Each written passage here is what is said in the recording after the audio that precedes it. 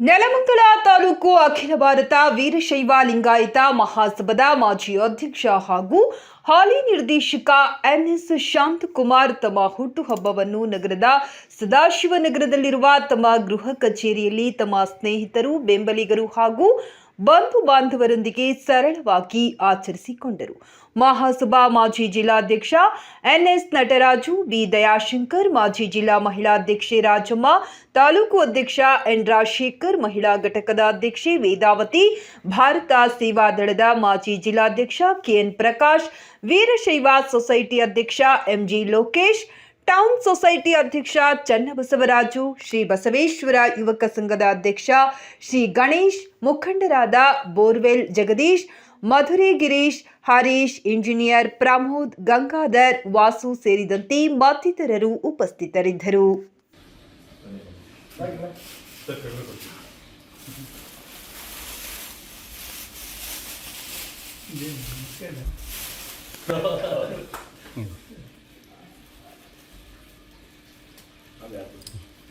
ದೇವ್ರ ಆರೋಗ್ಯ ಭಾಗ್ಯ ಕೊಟ್ಟು ನೀವು ಕಾಲ ಚೆನ್ನಾಗಿರ್ತೀರಿ. ಇನ್ನೊಂದು ಆಶೀರ್ವಾದ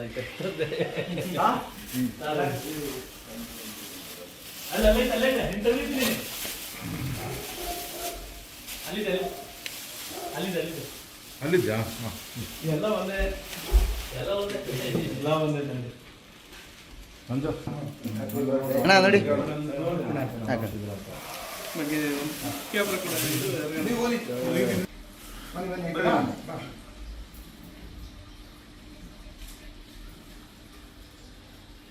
ಪೇಪರ್ ಕ್ಯಾಮ್ರಾ ಅದು ಸಿಕ್ಕಾಪಟ್ಟೆ ಜೋರ ಬರ್ತದೆ. ಇಲ್ಲ ಶಾಂತಕಂತ ಕ್ಯಾಮ್ರಾ ಅದು.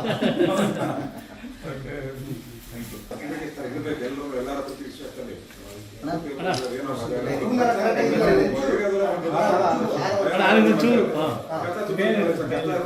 ಇಲ್ಲಿ ಸರ್ ಕೊಟೇಶನ್ ಐ ಕಡೆ ಒಂಚೂರು ಸ್ಪೆಷಲ್ ಪ್ರಶ್ನೆ ಅದು